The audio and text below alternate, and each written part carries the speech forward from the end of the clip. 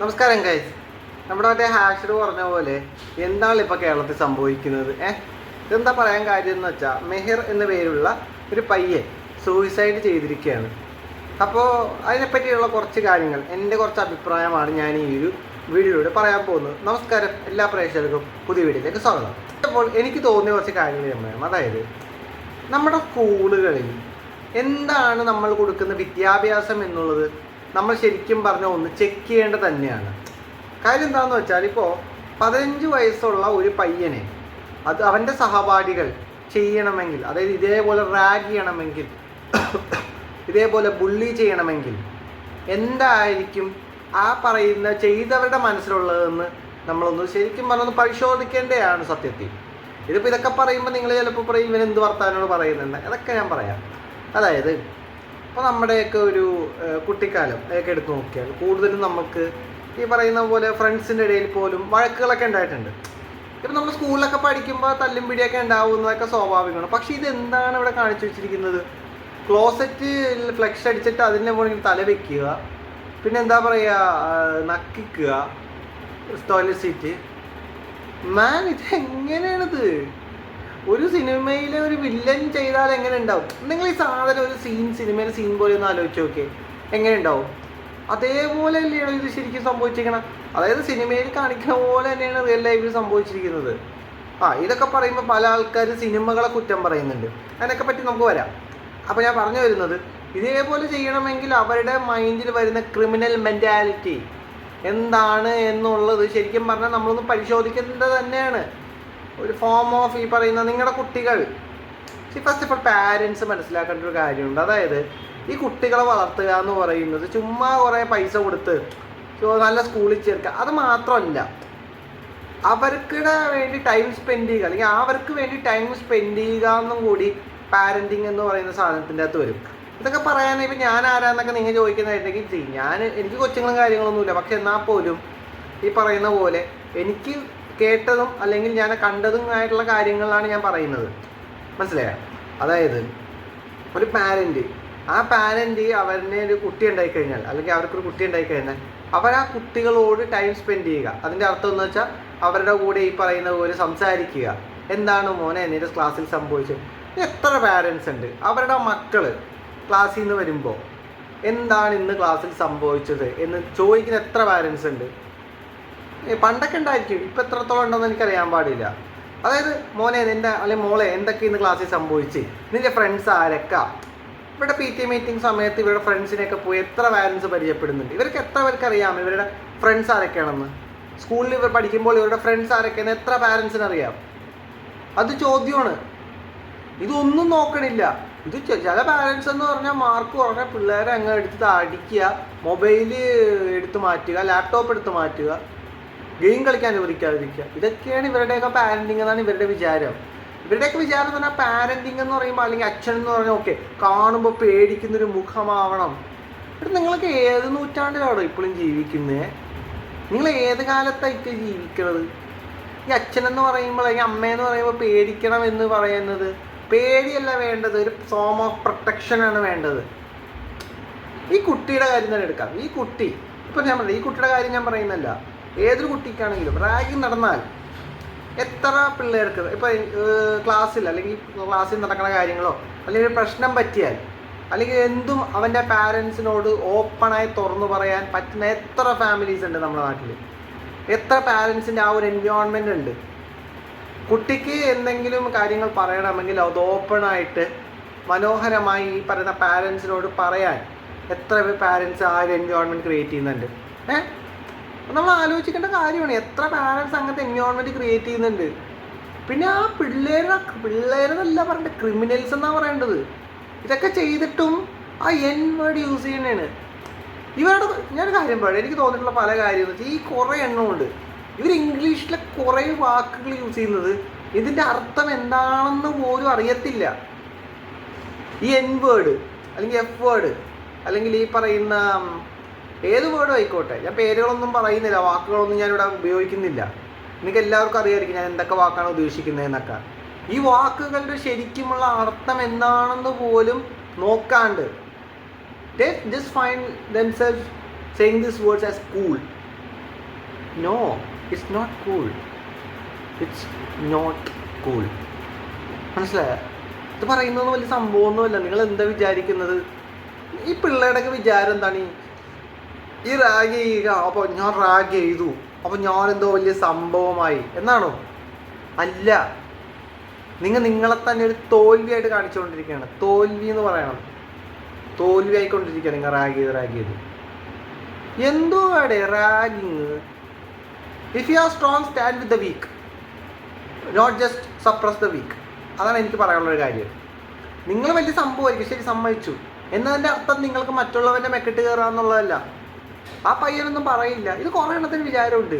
കുറേ പിള്ളേരുടെ മെക്കിട്ട് കയറും, അവരൊന്നും തിരിച്ചു പറയത്തില്ല, അവൻ സഹിച്ചോളും എന്നൊക്കെ പറഞ്ഞുകൊണ്ട് അവരുടെ മെക്കിട്ട് കയറുക എന്നുള്ളൊരു സ്വഭാവമാണ് പല ആൾക്കാരും കാണിക്കുന്നത്. ഈ റാഗിങ് എന്ന് പറഞ്ഞാൽ പിന്നെ എന്താണത്? ഞാൻ ചോദിക്കട്ടെ, ഈ പറയണവനൊക്കെ വലിയ വലിയ ആൾക്കാരുടെ മക്കളെ ചെയ്യുമോ ഇതുപോലെ? തിരിച്ച് പറയുന്ന ധൈര്യമുള്ള ഒരുത്തനെ റാഗ് ചെയ്യത്തില്ല. കിട്ടും എന്നറിയാം ഐഡി. പക്ഷെ ഇവിടെയാ, ഇതിന് പാവം ചെറുക്കൻ, പാവം പയ്യൻ, അവൻ എന്ത് വേണേലും പറയാം, അവൻ എന്ത് വേണേലും കാണിക്കാം, അവനെ ചോദിക്കാനും പറയാൻ ആരുണ്ട് എന്നുള്ള ഒരിതാണോ ഈ റാഗ് ചെയ്യുന്നവന്മാർക്കുള്ളത്? റാഗിങ് അല്ല, ഇറ്റ്സ് ബുള്ളിങ്. റാഗിങ് എന്ത് റാഗിങ്? ഇവരെന്താണ് ഉദ്ദേശിക്കുന്നത്? ശരി, നിങ്ങൾ സ്കൂളിൽ വരുന്നത് പഠിക്കാനും ഈ പറയുന്ന സ്കൂൾ ലൈഫ് എൻജോയ് ചെയ്യാനാണ്, അല്ല നിങ്ങളുടെ മറ്റുള്ളവരുടെ മെക്കിട്ട് കയറാനുള്ളതല്ല സ്കൂൾ ലൈഫ് എന്ന് പറയുന്നത്. അല്ലെങ്കിൽ നിങ്ങളുടെ ഈ പറയുന്ന പോലെ സ്ട്രോങ്ങും പവറും. നമ്മൾ സ്കൂളിൽ വരുന്നത്, ഞാൻ വേണ്ടി ഇത് പറയുമ്പോൾ വല്ല തൻ്റെ വൈഭാവമൊന്നുമില്ല, പക്ഷെ എന്തെങ്കിലും കാര്യം ഞാൻ പറയാം. ഇപ്പം ഞാനാണെങ്കിൽ പോലും സ്കൂളും കോളേജൊക്കെ കഴിഞ്ഞിട്ട് തന്നെയാണ് ഞാനിവിടെ വന്ന് നിൽക്കുന്നത്. മനസ്സിലായോ? അപ്പം എനിക്കിത് പറയാൻ പറ്റും. സ്കൂളെന്ന് പറയുന്നത് നമ്മൾ പഠിക്കാനും പോരാത്തതിനും നമ്മുടെ സ്കൂൾ ജീവിതം, ആ ഒരു കാലഘട്ടം ആസ്വദിക്കാനും നല്ല ഓർമ്മകൾ സമ്മാനിക്കാനും ഈ പറഞ്ഞ കുറച്ച് എക്സ്പോഷർ കിട്ടാനും ഒക്കെയാണ്. അല്ലാതെ കണ്ടവൻ്റെ മെക്കിട്ട് കയറുക, കണ്ടവനെ റാഗ് ചെയ്യുക. ആരാണ് പെർമിഷൻ കൊടുത്തത് അവർക്ക് റാഗ് ചെയ്യാനായിട്ടുള്ള കുട്ടികളെ? എനിക്കറിയാൻ പാടില്ല. ഈ കുട്ടികളെ റാഗ് ചെയ്യാനുള്ള പെർമിഷൻ ആരാ കൊടുത്തത്? ഇനി അടുത്തത് ഇൻസ്റ്റിറ്റ്യൂഷൻ്റെ കാര്യം. ഒരു സ്കൂളിലോ കോളേജിലോ റാഗിങ് നടന്നിട്ടുള്ള കാര്യം മാനേജ്മെൻറ്റിന് അറിയാമെങ്കിൽ ഇമ്മീഡിയറ്റ്ലി പോലീസിനെ അറിയിക്കുക എന്നുള്ള ഉത്തരവാദിത്തം ആ ഒരു മാനേജ്മെൻറ്റിനുണ്ട്, അല്ലെങ്കിൽ അവിടുത്തെ പ്രിൻസിപ്പാളിനുണ്ട്. ഇവർ ചെയ്തോ?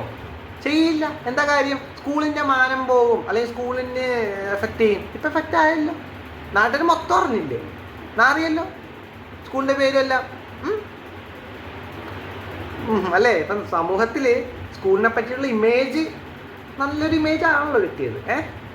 സമാധാനമായല്ല. ഇനി എന്തായാലും അടുത്തത് അകത്തു പോവും ഇവരൊക്കെ. ഈ പിള്ളേരെ അകത്തു പോവും, പ്രിൻസിപ്പൾ അകത്തു പോവും, മാനേജ്മെൻ്റ് അകത്തു പോവും. എനിക്ക് തോന്നുന്നു അങ്ങനെയാണെന്ന് തോന്നണം. എന്താണല്ലേ ഇത് ശരിക്കും പറഞ്ഞാൽ? എൻ്റെ ഒരു കുറച്ച് സജഷൻസ് ഞാൻ പറയാം. റാഗിങ്ങിനെ തടയാൻ വേണ്ടിയിട്ട് എൻ്റെ കുറച്ച് സജഷൻസാണ്. നടക്കില്ലെന്നല്ല, പക്ഷെ എന്നാലും ഞാൻ പറയാം. ഒന്നാമത്തെ കാര്യം, സ്കൂളുകളിലെ ഡയറികളിൽ, പ്രത്യേകിച്ച് സ്കൂളുകളുടെ കാര്യത്തിൽ ഡയറികളിൽ ഈ പറയുന്ന പോലെ പോലീസിൻ്റെയും ഫയർഫോഴ്സിൻ്റെയും ആംബുലൻസിൻ്റെയും ഈ പറയുന്ന ചൈൽഡ് ഹെൽപ്പ് ലൈനിൻ്റെ നമ്പർ കൊടുത്തിരിക്കണം. ഒന്ന്. രണ്ടാമത്തെ കാര്യം, ഈ പറയുന്ന സ്കൂളുകൾ ഡയറിയിലും ഉണ്ടാവണം അവിടുത്തെ ഈ പറയുന്ന നോട്ടീസ് ബോർഡുകളോ അങ്ങനെ എവിടെയെങ്കിലും പിള്ളേർ കാണുന്ന ഇടങ്ങളിൽ ഈ പറയുന്ന ഇതിൻ്റെയൊക്കെ നമ്പേഴ്സ് കൊടുത്തിരിക്കണം. രണ്ടാമത്തെ കാര്യം, അവിടെ ഈ പറയുന്ന പോലെ ടെലിഫോൺ ഉണ്ടായിരിക്കണം. ആ ടെലിഫോൺ വഴി ഈ പറയുന്ന ചൈൽഡ് ഹെൽപ്പ് ലൈനുകളിൽ വിളിക്കാനുള്ള സംവിധാനം ഉണ്ടായിരിക്കണം. മൂന്നാമത്തെ കാര്യം, ആൻറ്റി റാഗിങ് സെല്ലുകൾ രൂപീകരിക്കാം. അതിൽ ഈ പറയുന്ന പ്രിൻസിപ്പൽ, അവിടുത്തെ ടീച്ചേഴ്സ്, പോരാത്തതിന് അവിടുത്തെ സ്റ്റുഡൻസ് കുറച്ച് പേര് റെപ്രസെൻറ്റേറ്റീവ്സ് ആയിട്ട് വെക്കുക. എന്നിട്ട് ഈ പറയുന്ന കംപ്ലയിൻസുകൾ ഈ ആരും അറിയാണ്ട് ഈ പറയുന്ന കംപ്ലയിൻറ്റ് കൊടുക്കുന്നയാളും ഈ മേടിക്കുന്ന ഈ കംപ്ലയിൻറ്റ് സെല്ലും മാത്രം, ഇവർ തമ്മിൽ മാത്രമേ കണക്ഷൻ ഉണ്ടാവുള്ളൂ. വേറെ ആർക്കും ഒരു ഐഡിയ ഉണ്ടാവരുത് ഇതാര് കൊടുത്തു എന്നുള്ളതിൽ. ആ ഒരു സിസ്റ്റം ബിൽഡ് ചെയ്യുക. നാലാമത്തതെന്ന് വെച്ചാൽ നമ്മൾ കുറേ ആവശ്യമില്ലാത്ത ഈ സൈൻ തീറ്റ, കോസ് തീറ്റ, ആവശ്യമില്ലാന്നൊന്നുമല്ല, ഇതിനേക്കാൾ ഇമ്പോർട്ടൻ്റ് ആയ ഒരു കാര്യമാണിത്. ഇതൊക്കെ പഠിപ്പിക്കുന്ന സമയമുണ്ടെങ്കിൽ, അല്ലെങ്കിൽ ഇത് പഠിപ്പിക്കേണ്ടെന്നല്ല പറയുന്നത്. ശരി, ഇതൊക്കെ നിങ്ങൾ പഠിപ്പിച്ചോ. അറ്റ്ലീസ്റ്റ് ആഴ്ചയിൽ ഒരു 2 പീരീഡെങ്കിലും കുട്ടികൾക്ക് ഈ പറയുന്ന, എനിക്ക് 4ാം ക്ലാസ് തൊട്ടേ റാഗിങ്ങിനെ പറ്റിയിട്ടുള്ള അവയർനെസ്സും അതിൻ്റെ തെറ്റുകളും അതിൽ വരാവുന്ന ശിക്ഷാ നിയമങ്ങളെ പറ്റിയിട്ടുള്ള അവയർനെസ് എനിക്കൊന്ന് 4th സ്റ്റാൻഡേർഡ് തൊട്ടേ പിള്ളേർക്ക് കൊടുക്കണം. 4th to 12th കൊടുക്കുക എന്നുള്ളൊരു മെയിൻ കാര്യം ഇവിടെ എല്ലാ ഇൻസ്റ്റിറ്റ്യൂട്ടുകളും നിർബന്ധമായി ചെയ്തിരിക്കണം. ഞാൻ ഈ പറഞ്ഞ കാര്യം ഞാൻ പറഞ്ഞ കാര്യം ചെയ്യണമെന്നല്ല, പക്ഷേ എൻ്റെ സജഷൻസ് ആണ്. അങ്ങനത്തെ ഒരു നിയമം വരണം, എല്ലാ ഇൻസ്റ്റിറ്റ്യൂഷനും ഈ കാര്യം ചെയ്യണം എന്നുള്ള സ്കൂളുകൾ. എന്തുവാടെ സത്യത്തിൽ നിങ്ങളൊരു കാര്യം മനസ്സിലാക്കണം പിള്ളേരെ, നമ്മുടെ ഒരു 10 മിനിറ്റത്തെ പ്ലഷറിന് വേണ്ടിയിട്ടായിരിക്കണം നമ്മൾ ഈ ചെയ്യുന്നത്. പക്ഷേ ഒരിക്കലും ചെയ്യരുത്. കാരണം നമ്മുടെ 10 മിനിറ്റത്തെ പ്ലഷർ ഞാൻ എവിടെയോ വായിച്ചു, ഞാൻ സ്കൂളിൽ എൻ്റെ പ്രിൻസിപ്പൾ പറഞ്ഞൊരു കാര്യം ഞാൻ പറയാം. അതായത് pain is common for all. ഇത് കൊടുക്കുന്നവന് എൻ്റെ വേദന അറിയില്ല, പക്ഷേ ഈ സാധനം ഒരു ദിവസം കിട്ടും, അന്ന് അവൻ അറിയും ഇതിൻ്റെ വേദന എന്താണെന്ന്. പിന്നെ രണ്ടാമത്തെ കാര്യം, നമ്മൾ ഒരിക്കലും, എനിക്ക് പറയാനുള്ള കാര്യം, നമ്മൾ മറ്റുള്ളവരെ കണ്ണീരിലാവരുത് നമ്മുടെ സന്തോഷം.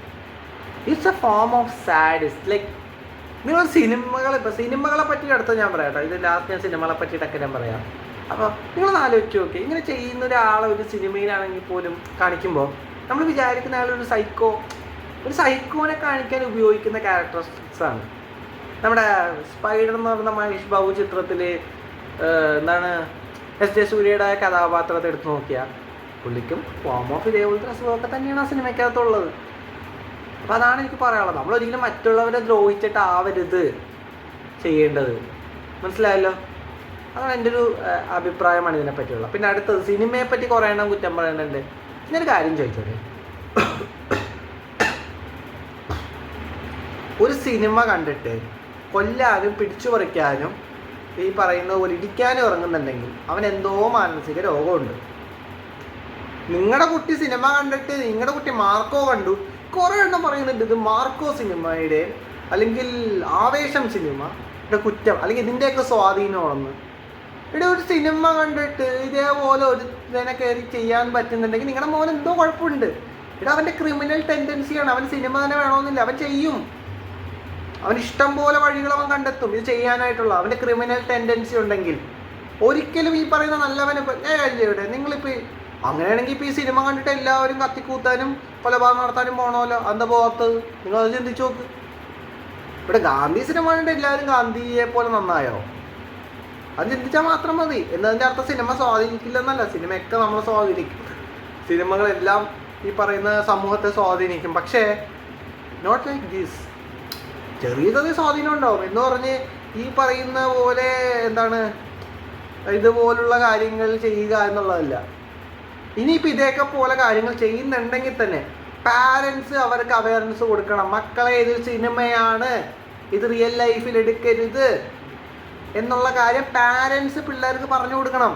ഇതൊരു പീസ് ഓഫ് ആർട്ട് അല്ലെങ്കിൽ ഒരു പീസ് ഓഫ് ഫിക്ഷൻ ആണ്, ഇത് റിയൽ ലൈഫായിട്ട് ബന്ധമില്ല, റിയാലിറ്റിയിൽ ഈ സാധനങ്ങളൊന്നും എടുക്കരുത് എന്നുള്ള കാര്യം. ഇപ്പം നല്ല സിനിമകൾ നല്ല സിനിമകൾ, നല്ല നല്ല മെസ്സേജുകൾ, നല്ല സിനിമകളാണെങ്കിൽ അതൊക്കെ ഓക്കെ ഫൈൻ, അതൊക്കെ നമുക്ക് റിയൽ ലൈഫിൽ എടുക്കാം.